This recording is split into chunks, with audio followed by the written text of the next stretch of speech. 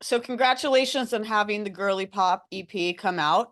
Obviously you've released music in 23 and it was well received, but this is like the first EP, so it's a big deal. So I guess I'll just start with the obvious question. Obviously you're already famous for TikTok and your activism and your awesomeness and all that, but what made you want to get into music at this point, a few years into your fame?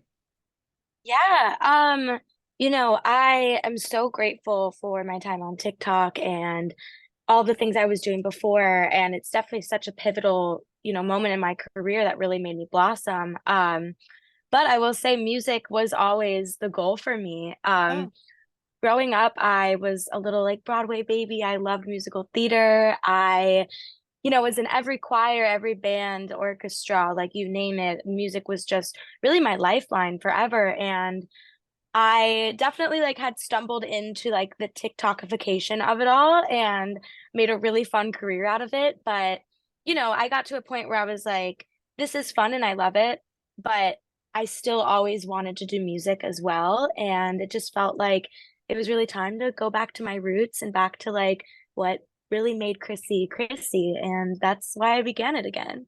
what were your musicals that you loved growing up or that you were in? Like my favorite's Hedwig, but I'll let Oh, great one. the best. Yeah, my favorite show I ever performed was like Basic, but it was Les Mis. That was like senior year of high school. Like, come on, the drama of it all. Like, I was obsessed.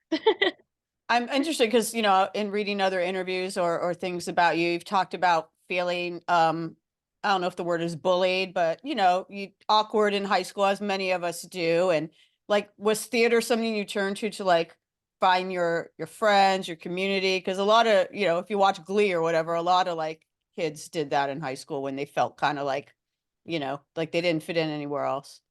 Totally. Yeah. I think the only place I felt comfortable, honestly, was like in a practice room or in the choir or in musical theater. I honestly was so fairly like I was shy. I was an extremely shy person. I was extremely insecure. And Hmm. the only moments I had really felt like I could connect with myself or like my higher self was when I was making music. And I think, getting a little older after high school really, you know, finding that feeling and being like, how do I take that feeling into like every day? How do I walk with this every moment of my life? I really embodied that. And I think, music is really the reason I am the way I am today, which is phenomenal. And I am grateful for the moments in high school where I was brave enough to, audition for things and be myself in those spaces because I really did feel on top of the world. I really did feel famous in my own way. So obviously, like I said, most people, at least at the moment, know you as a TikTok star. So, but when you started doing music, like kind of right out of the gate, the press was very accepting of it and positive. You were on, like I'm looking here, Rolling Stone called you brightest pop stars to watch of 23. People put you at number 4 on their talented emerging artists for this year. I mean, are you surprised by that? Because I imagine there might have been some concern that people would be like, oh, this TikTok chick, like we can't take her seriously as an artist, but that doesn't seem to have been the case so far.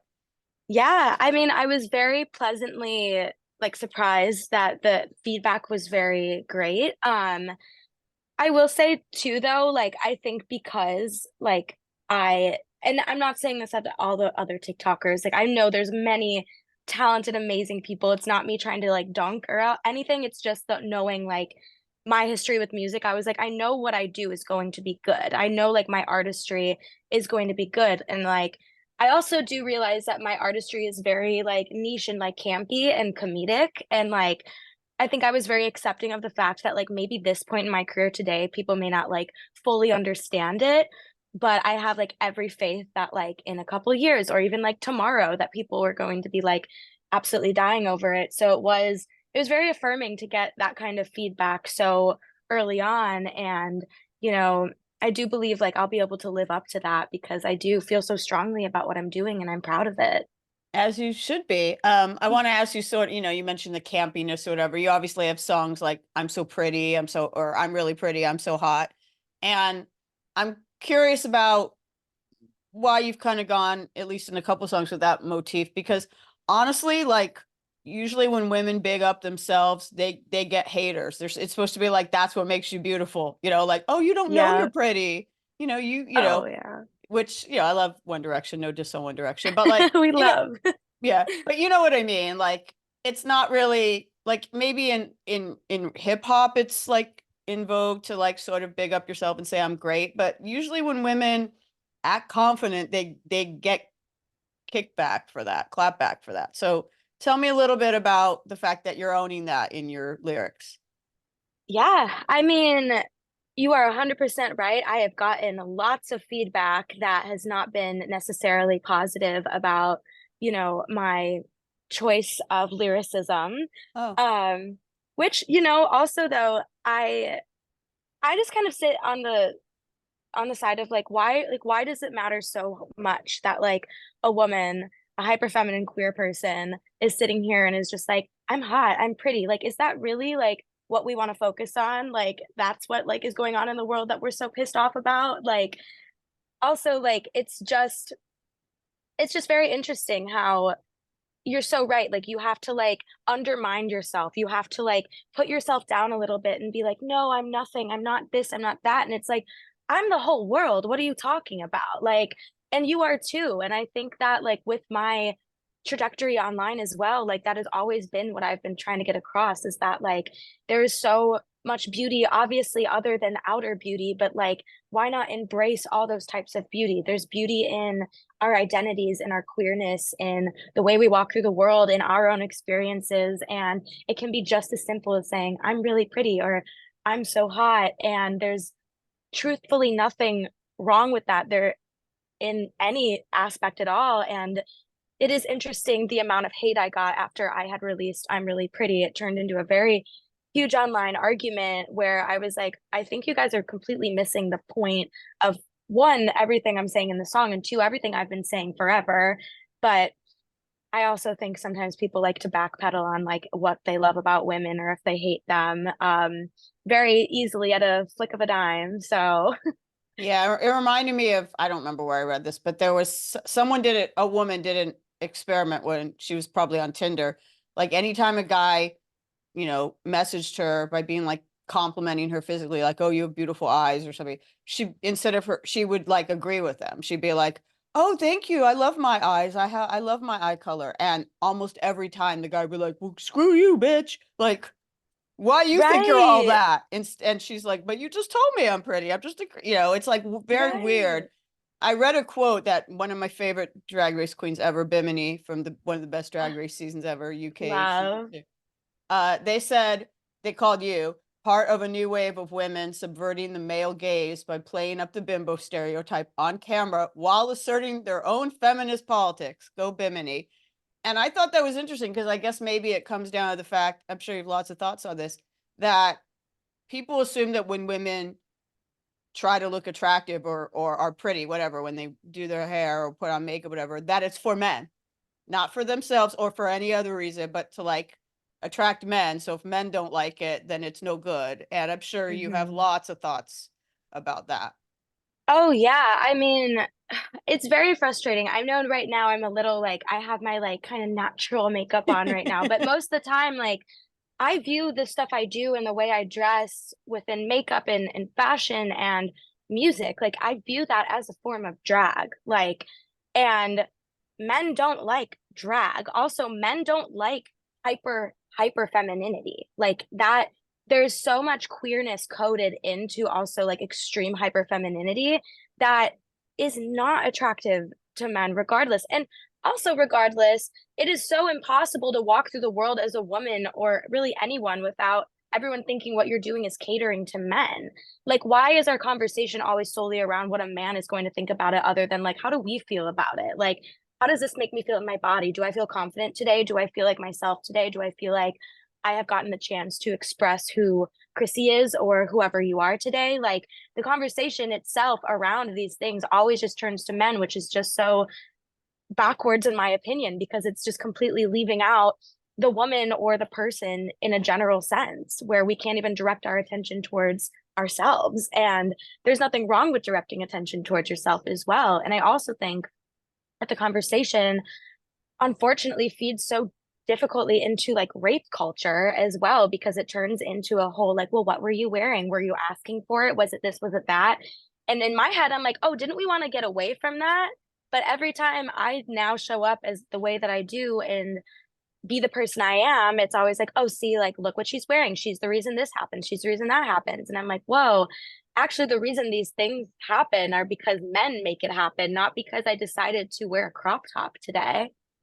Yeah, absolutely. It's interesting, the point you made about men not liking hyper femininity because yeah, there's a thing called makeup shaming where guys like say, oh, let take a woman on our first date to go swimming so we can see what she Yeah, really looks like or whatever.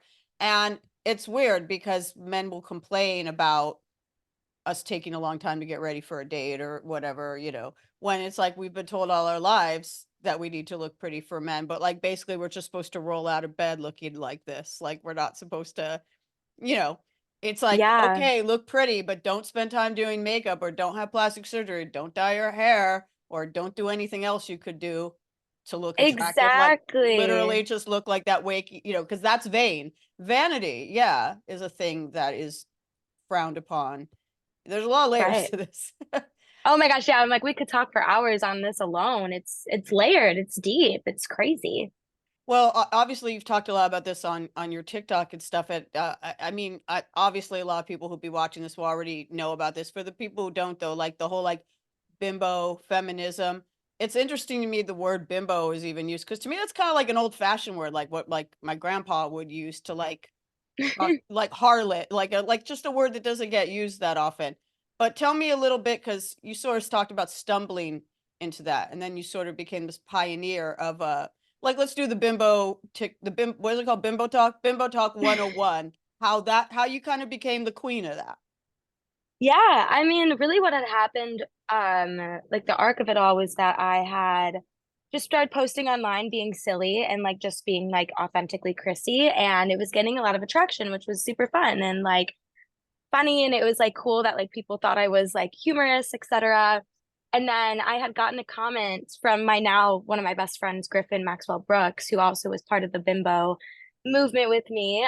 They had commented bimbofication on one of my posts, and I was like, that's funny. And one thing about me is that I love a bit. I think it's like the theater girl in me. Like I will like take a bit and I will like run as far as I can. And that's kind of what sparked this, where I was like, obviously they were not saying that in a way that was supposed to be derogatory or anything. It was like it was said in a way that was like celebratory. And so I was like, wait, this is a very interesting take that I can like go with. And also it was like the things I was saying before were absolutely like self-love centered and like wear what you want and everything. And I was like, all right, what would happen if I like combined these two things? And that's where like Bimbo 101 came from. And it was definitely like playing into a shtick and playing into the stereotype that honestly I've gotten like my whole life. Like it wasn't just like the bimbo thing. It was like dumb blonde. It was like she like just I've always been also extremely like feminine and like played with makeup and stuff. And I've been heavily judged for that throughout like middle school, high school, stuff like that, where it was just like fun for me. It was like my way of, diving into my world of drag as an adult now. And so I took that. I created this video that, of course, played into this character and also had a lot of like, I feel like very great ideals and very good points that I was trying to get across. And it was really just like the juxtaposition of like, this like silly dumb girl saying these like actually very smart things. And it was more just like supposed to be centered around like no matter what somebody looks like or how they present themselves or walk through this world, like they have something to offer and they probably have good views as well. And what that was mainly what I was trying to get across with a character, because at the end of the day, I'm a theater girl and I needed to create and wanted to create this character surrounding it. And that's where it started and like where it had gone. And I would say now, like the bimbo character is definitely with me. And I think she's carried into, aspects of entertainment with my music videos and like the humorous stuff that I do there. Like it's really just like the cheeky side of Chrissy that's kind of always like wink wink mixed with the things that I really care about, whether it's music or whether it's politics or really whatever it is on the spectrum. It's just my way of representing myself and sharing my views with the world. Well, we could talk about this, what I'm about to ask now, for a very long time too. But, you know, the idea of feminism, people have different ideas of what that is. And I'm sure Yeah. you've gotten flack for basically some people saying that your version of feminism is taking the movement back, or isn't feminist, or is whatever. And, you know, a lot of people have different ideas of feminism based on their age, their politics. Like I was talking to a woman I know who's like in her 70s, and she was like, "Oh, I'm not a feminist, but I believe that women should be treated equal, and like, you know, women should get equal pay and blah blah blah." And she was saying all these things. I'm like, "Well, then you are." And she's like, "No, Right. but I like men," because her generation was taught that feminists were man haters, you know. So there's Hmm. different ways that feminism can go, but I'm sure there's people who have said the way you present or anything about you is doing it wrong. So let's Yeah. talk about that. Like, what does feminism mean to you, and how has it evolved to like kind of the way you do it? Yeah. I mean, I think feminism is such a like broad word. And so I guess that my version of feminism, or my version of the way people critique my feminism, is that like I I think there are spaces for people to be hyper feminine and hyper queer and show those things about them to the world, and they should be able to do that safely, and they should be able to do that in a way that doesn't put a target on their back. And I think the critique that I have gotten, which I strongly disagree with, is that the way that I'm dressing or the way that I'm presenting myself is putting a target on my back, and it's ruining it for me and for this person behind me and the next woman and the next person. And I would say that like I absolutely refuse to believe that any moment I am being promiscuous, or I am, being larger than life, or I am embracing who I am.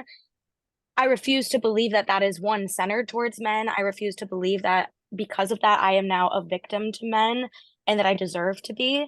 I think it is extremely backwards and almost puritanical to be putting these expectations onto women about how we're supposed to look and dress and act and walk and what we're supposed to say and do and not mess up. It just like I feel like 3 years ago when I was doing this, people really understood what I was saying. And now 3 years later, people are completely backpedaling. Oh, And I find it people, not everyone, I think just from like the critiques I've been getting, I'm noticing people backpedaling about it. And it's quite frustrating because I feel like it's putting, again, women in boxes, which means you're excluding all types of women, like hyper feminine women, like queer women, women of color, trans women, disabled women. I mean, the list just goes on and on and on because you're creating this version of what a perfect woman has to be. And I'm like, where are we? Like the 1800s? And when you put women in boxes, what are we all doing? What we're sitting in a fucking box. Like we're not, and what's the problem above us? The men and the patriarchy and the ways that we are not deciding to work together, and the ways that we are pointing fingers at each other in a loop while nothing happens. And it's quite frustrating because I believe like my version of feminism is so inclusive, and it is accepting of all types of women and people and queerness and really whatever. Like it's just fluid. It's not supposed to be so like rigid. And I feel like right now I'm getting put in such a rigid box of like, this girl is wrong, this girl is bad, what she said doesn't make sense in X, Y, and Z. And really all I was saying was like, I want us to be ourselves. I want us to celebrate ourselves and whatever that is, and however that is, and however you do it, you aren't a target. And however you do it, you should feel safe. Like that was the whole point of it. And I could go on for hours about it, but well, I guess in that way. I'm curious. You know, I picked up on you saying that 3 years ago you thought the messages you were sending out were being received. What's happened in the last 3 years where you feel the backpedaling's happened? Like, why do you think that is? um, I think, well, one, I think I've seen multiple times people switch up on women very quickly, just like they love what they're doing, and then everyone decides to like dogpile and be like, actually, fuck them for like no reason. And I see this quite primarily in women who make music. And it was around the time I started making music. I mean, the conversations around women in pop music are so extremely vulgar and disgusting, in my opinion, and the way that people find access to feeling like they have access to our bodies or our autonomy or just every little bit of our lives. Like I've just watched the way people speak about like Ariana Grande and like what's going on in her life, or the switch ups they'll do with other like other women on the internet, other women in Je- pop. Jennifer Lopez right now is getting it really hard.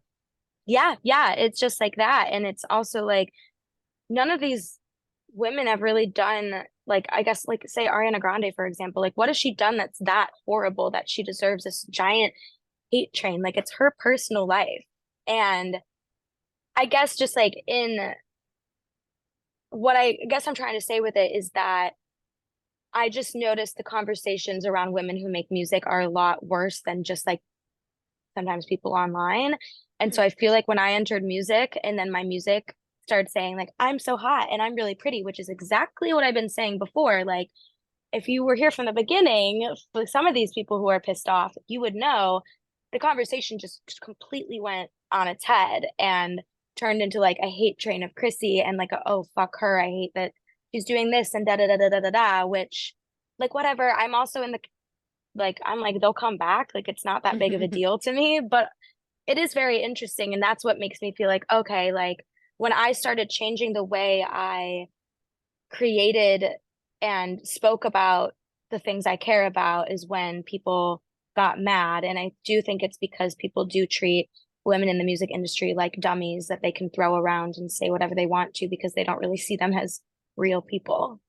And then yet you are continuing to put yourself out there. You're dropping, your first EP this week, I guess what keeps you in the face of all of this stuff we're talking about? Just you seem brave. I mean, you talk about being insecure and stuff, but you don't come across that way. What keeps you going and just pushing ahead?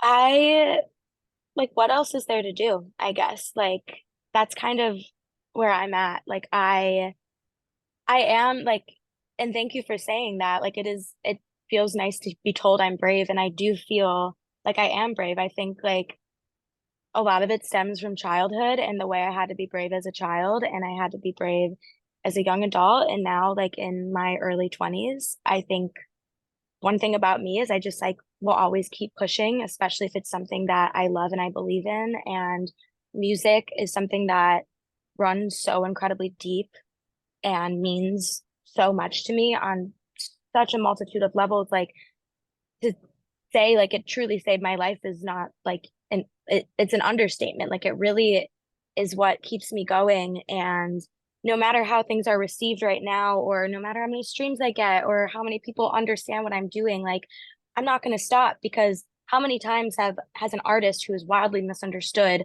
10 years later been understood finally? I mean, think of like Lady Gaga art pop era. Like no one got what she was doing at all then, and then 10 years later it like charted again and people were like, wait, this was ahead of Yeah. its time. Like But Mariah Carey's Glitter, yeah, much of what Madonna's done, particularly the erotica era Madonna. I mean, that's a woman who's got shat on more than, despite all of her, obviously, or maybe because of all of her success, she's been shat on. But look yeah, look at her doing what she's doing. Um, do you mind you talked about how you had to be brave as a child and as a young adult? Do you mind me asking about that, or yeah, yeah. um, um like I guess basically how did you develop that thick skin and why as a young girl? yeah, I mean, there I had a lot of like family problems growing up and stuff, and a lot of that did allude to me being quite alone as a child. And not a lot of my life did I feel like there was many people like caring for me or watching over me. And in turn, it made me like learn how to do a lot of things alone. So I think with that, like growing up and like kind of figuring out, okay, how do I function through this world? Like, how do I, just exist as a human being without a lot of guidance? for one reason or another, it was brave of me. It was brave to like figure out a lot of adult things at like quite a young age. And, you know, so much I like think of my music career, and I think so much of the times I was like 5 to like 18 years old, like in my room. I would get home from school, I'd get home from rehearsal, I'd make sure I was at school like the longest possible because I didn't want to go home. And when I would go home, I'd immediately run to my room and I'd immediately turn on my like stereo, and I would just play this fantasy of like I'm a pop star today, or like I'm on Broadway. And that's like where I would train basically. That's where I like learned all of these really cool things about my voice, and I learned the things I loved about theater and the things I loved about pop music and the things I loved about myself. Like it was such a formative journey to honestly just be like stuck in my room, like learning how to make music and learning how to be myself and learning how to also like function through the world. And I think as a child, I was also like quite scared of a lot of the things going on around me, and had to face a lot of those as a child as well. And I think just like I'll always go back, like I said, like to the moments alone in my room where those were the things I was figuring out, but I was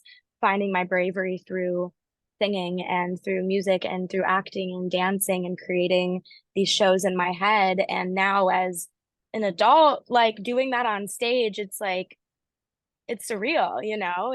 It makes me feel like another level of brave. And the moments like before I go on stage and I'm nervous and I'm scared and I'm like, oh, how is this gonna go? I'm always like, okay, just pretend it's like you and your mirror, like it always has been. And yeah, I owe a lot of my artistry and the reason I'm kind of like I don't give a fuck, but like I give a fuck, but I don't give a fuck, you know, like to the younger me. Because yeah, she didn't have a lot of guidance.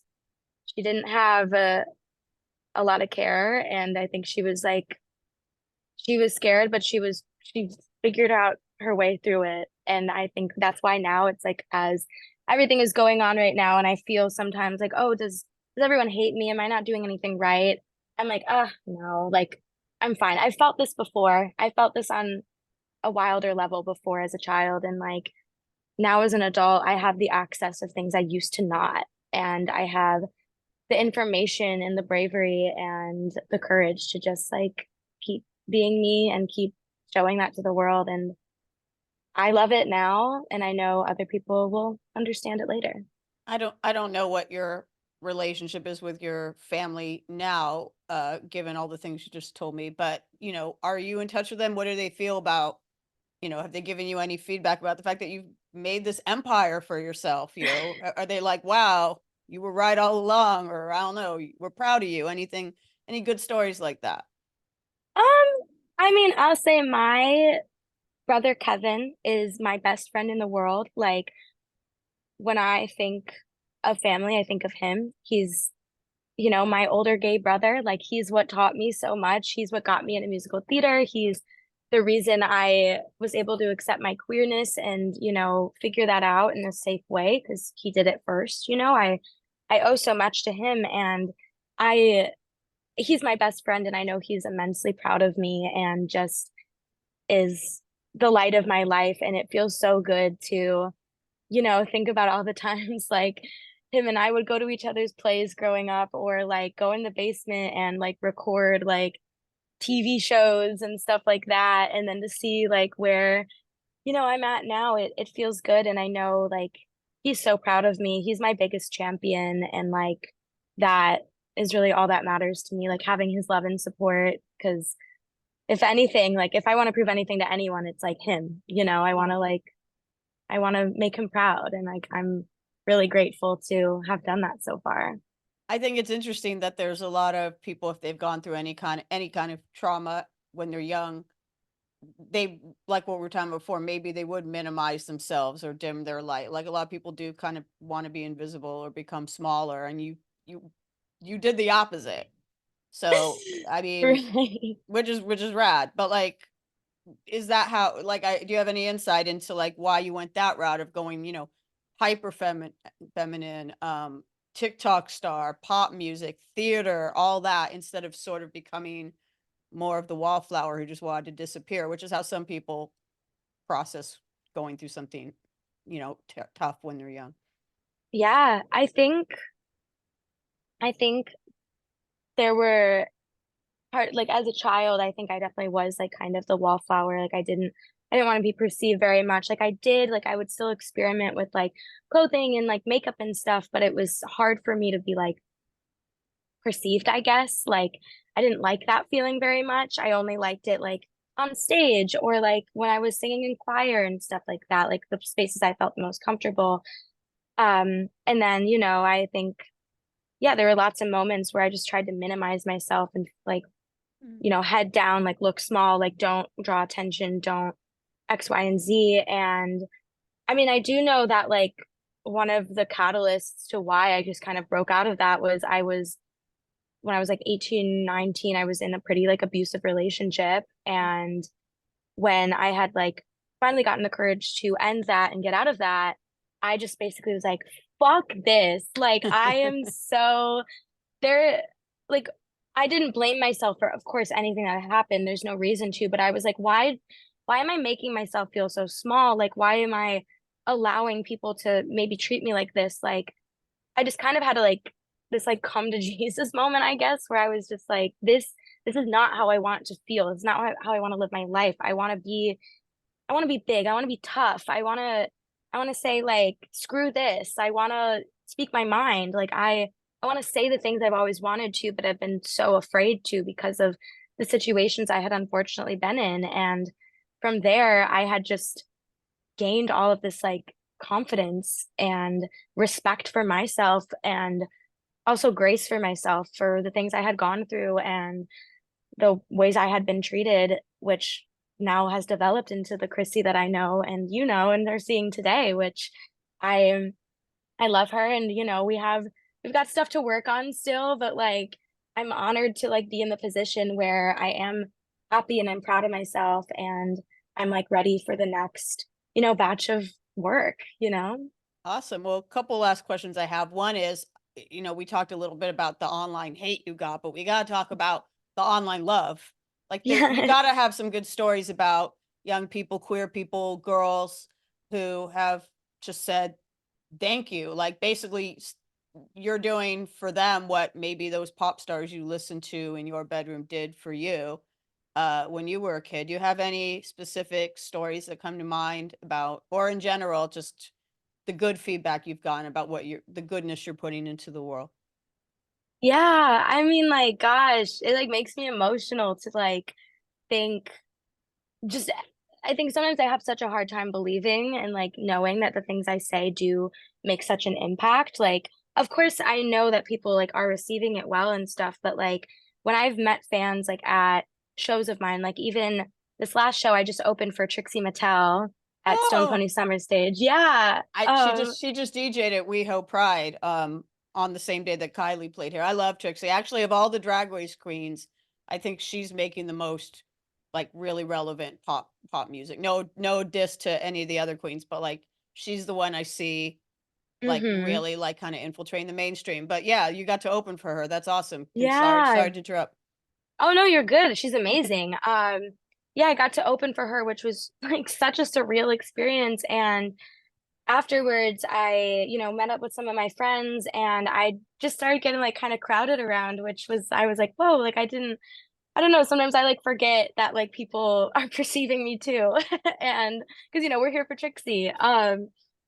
And I had just like so many fans come up to me and be like, I have been following you for years. Like I love everything you're doing. I'm so proud of you, like seeing you follow your dream into pop. Like it just feels so nice getting that validation one and then also like hearing from them like I have heard a lot like you've really helped me like become myself and you've helped me like be proud of my queerness and proud of the person I am today and that's like the reason I feel like I do anything I do like I'm happy to do it because of course it fuels me and it fuels my inner child but like seeing that it like makes somewhat of a difference in somebody's life like that's like an irreplaceable feeling that I don't think I will ever like forget. Like every moment that happens, I feel that in my heart and in my body, and it's great because I do, yeah, like I think of like little me, like listening to Lady Gaga and being like, this is my mother.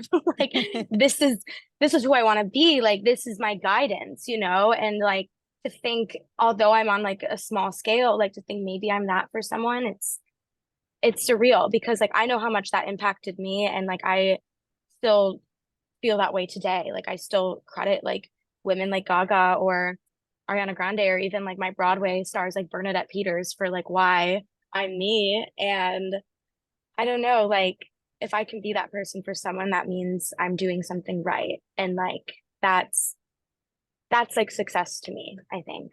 You are doing everything right. You're awesome. I really enjoyed Thank speaking you. with you. Congratulations on everything, doing it your way. It's been really enlightening and wonderful to chat with you. Happy Pride Oh, Month and Pride Year. yes, happy Pride. Thank you so much. This was such a great conversation. I really appreciate you taking your time to talk to me. This was wonderful. Oh, thank you, Chrissy. That means a lot. I appreciate you taking the time as well. I know you have a busy week. So congratulations on everything, and we'll talk soon. Yes, absolutely. Thank you so much.